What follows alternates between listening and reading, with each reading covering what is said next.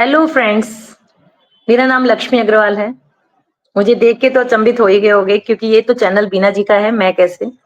लेकिन मैं उनके साथ ये पॉडकास्ट करने वाली हूँ। तो बीना जी आएँगे। मेरा नाम लक्ष्मी अग्रवाल है और मैं एक न्यूमरोलॉजिस्ट, टैरो कार्ड रीडर और रेकी ग्रैंड मास्टर हूँ। और मेरी मुलाकात मीना जी से हुई और मैं बहुत इम्प्रेस हुई इनसे। और मेरा मन था उनसे बात करने का, तो उन्होंने कहा चलो आज लाइव ही करते हैं। तो हम लाइव हो रहे हैं।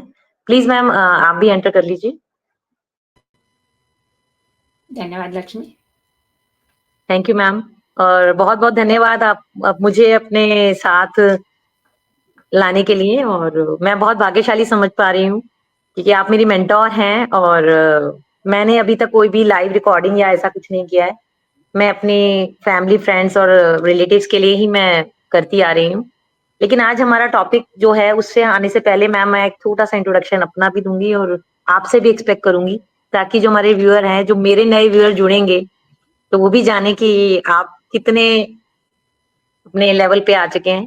तो प्लीज आप स्टार्ट करें मैम, मैं फिर अपना बताती हूँ। प्लीज स्टार्ट कीजिए। मेरा नाम बीना गुप्ता है और मैं पिछले 25 साल से रेकी हीलर हूँ, प्राणिक हीलर और ट्रेनर हूँ। योगा, मेडिटेशन, हीलिंग कैंप अपने इंडिया और अब्रॉड में लगाती हूँ। तो इस तरह अच्छा। से वर्कशॉप वगैरह लेती हूँ, क्लासेस सिखा करती हूँ। और मेरे अपना ओजस फाउंडेशन है, स्टार्टअप है, जिसके तहत कि हमारा ये हम लोगों को अपने जो डे टू डे की उनकी क्वेरीज होती हैं, क्वेश्चंस होते हैं, उनको सॉल्यूशन देने में मदद करते हैं। उन्हें हम बताते हैं कि किस तरह से हम अपनी लाइफ, डे टू डे की लाइफ का सॉल्यूशन निकाल सकते हैं। Very nice ma'am. और एक्चुअली मैं भी हीलिंग से जैसे कनेक्ट हुई, मेरे को तो मतलब बचपन से ही मेरी मदर से इन चीजों से इनसे जानती तो थी मैं इस बारे में, रेकी के बारे में, हीलर के बारे में। लेकिन मेरे कुछ हेल्थ इश्यूज ऐसे आए जिसकी वजह से मैं इससे कनेक्ट हुई। जैसे जैसे मैं करती थी मैं ठीक हो जाती थी। और बहुत बड़ी बड़ी प्रॉब्लम्स, मतलब अभी इसके लिए तो टाइम नहीं है, अभी हम जिस पॉडकास्ट में है हम उसी पे बात करेंगे।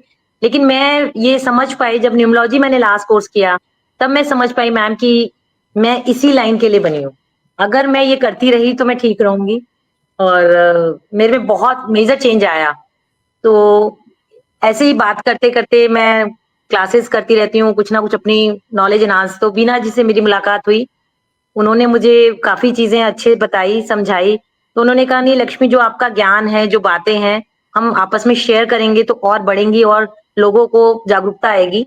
तो मैम हम आज के टॉपिक को लेते हैं, जो कि आज रिलेटेड है पितृपक्ष से। तो मैम आप इसके बारे में कुछ बताएं, जो मेरी थोड़ी सी सूक्ष्म नॉलेज है कह सकते हैं कि जो हम साल में एक 15 दिन ही क्यों मनाते हैं मैडम? मतलब पूरे जिंदगी है उनके लिए उन्होंने हमारे लिए सब कुछ किया। और हमने एक 15 दिन दे दिए उनको कि हाँ इन्हीं में आप करिए, आगे पीछे पूछो मत पूछो। तो क्या ऐसा है क्या मैडम? मैं ये थोड़ा जागरूकता की वजह से मैं पूछना चाह रही हूँ, प्लीज बताइए मैम।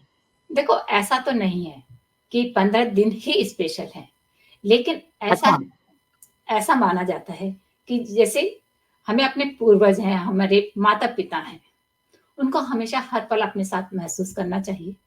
और माता-पिता का तो जब तक वो हमारे साथ में हैं, या हमारे दादा-दादी भी हैं, वो हमारे पूर्वज हो गए हैं, तो ग्रैंड पेरेंट्स हैं या और भी हैं, उनका हमें जब तक उनका जीवन है, तब तक हमें उनका ध्यान रखना चाहिए। तो क्योंकि मैडम मरने के सॉरी बाद तो आपको देखिए कि ऐसा है ना। बीच बीच में मैं ना आउट ऑफ क्यूरियोसिटी आपसे पूछती रहूंगी मैम, अगर मुझे जो वर्ड आता है ना तो मैं तो मैम जैसे पूर्वज हम बोलते हैं, वो मतलब उनके जाने के बाद ही उनको पूर्वज बोलते हैं, ये जो हमारे बड़े हैं उनको पूर्वज बोलते हैं? बस इतना आगे बता के आप बात देखिए, स्टार्ट कर सकते पूर्वज तो हैं। हमारे जो चले गए हैं, वो होते हैं। क्योंकि हमारे अच्छा। जब जीवित रहते हैं तो हमारे उनके साथ में रिश्ता होता है कि दादा-दादी, अगर उससे भी पुराना है तो परदादा, परदादी, इस तरह से हमारा रिश्ता होता है। पूर्वज हम कब ओके। बोलते हैं कि अभी इस जन्म में नहीं है, वो आगे चले गए हैं। तो इस तरह से अच्छा। उन्हें पूर्वज बोला जाता है। तो जब तक वो इस ठीक। जन्म में हैं, तो हमें उनका अच्छे से ध्यान रखना चाहिए। अब आपका सवाल फिर ये होगा कि फिर ये 15 दिन ही क्यों? हाँ जी बिल्कुल। जब हम बिल्कुल। रखना चाहिए तो हमेशा रखना चाहिए, शुड बी लेकिन अब डेली बेसिस। बिल्कुल, अब जो इस शरीर में हैं, उनका तो हम डेली ध्यान रख सकते हैं।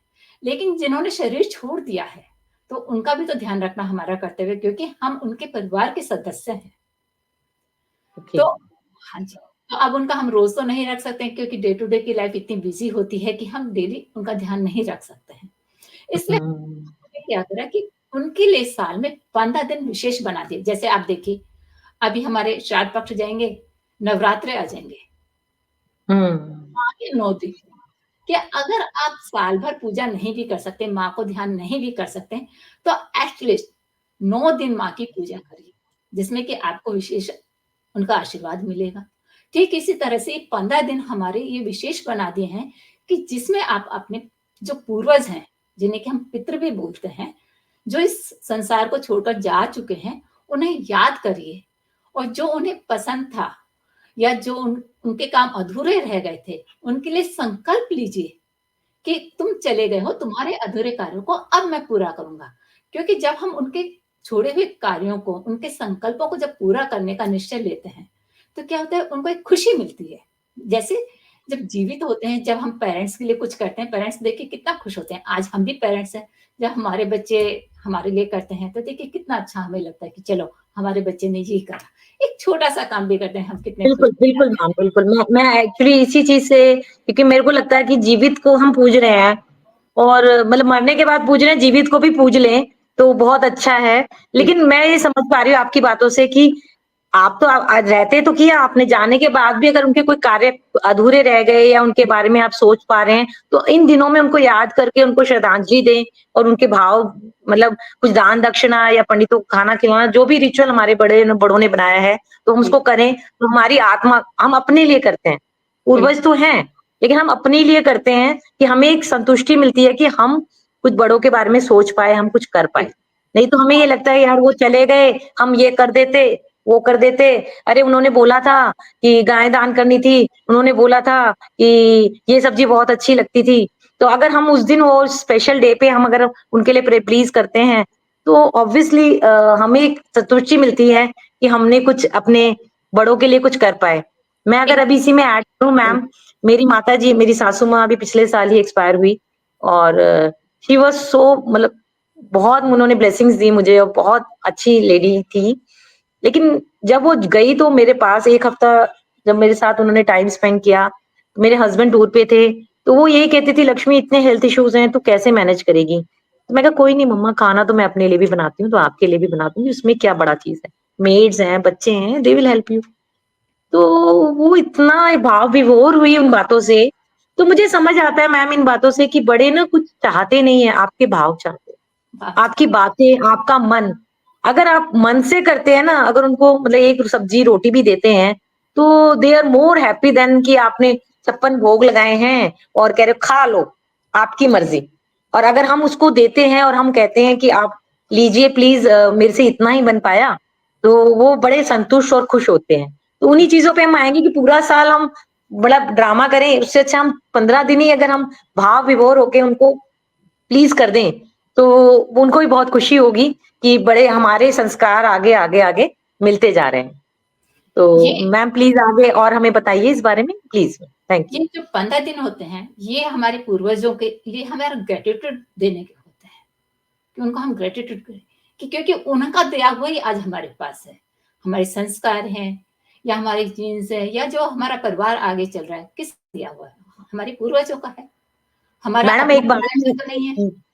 मैं इसमें एक बात और ऐड करूँगी कि मेरे बेटे की टीचर थी एक, तो वो कहती थी, "बेटा, मम्मी-पापा ने बर्थ दे दिया ना आपको, जन्म दिया ना बस, you should be thankful for always." मतलब उसके लिए तुम हमेशा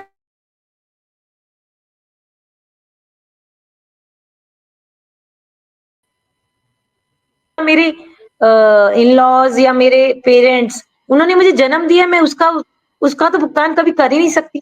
उन्होंने मुझे क्या दिया नहीं, मेरा जन्म दिया, मुझे वो ही एक बहुत बड़ा वो लग रहा है कि मुझे इस जीवन में लाए, जो उन्होंने कष्ट झेले, मेरे को यहाँ लाने के लिए या मेरे को पालने में, मैं उसके लिए कभी भी, मैं हमेशा उनके लिए ऋणी रहूँगी। तो वो बिल्कुल, मैं कभी भी उनका पूर्ति नहीं कर सकती। तो मैं इसी चीज़ पे हमेशा एग्री करती हूँ कि हम कुछ भी कर लें, हम कितना भी अच्छा कर लें, लेकिन जो उन्होंने हमारे लिए किया है ना, हम उसका ऋण नहीं कर सकते। तो इसलिए हमेशा हमें प्लीज़ रहना चाहिए, हमें थैंकफुल रहना चाहिए। तो एक थैंकफुल भी है हमारा, एक तरीका है थैंकफुल रहने का। तो अभी मैम और अगर इसके बारे में बात करेंगे नहीं तो आगे हम अगले अगले सेशन में बात करेंगे मैम।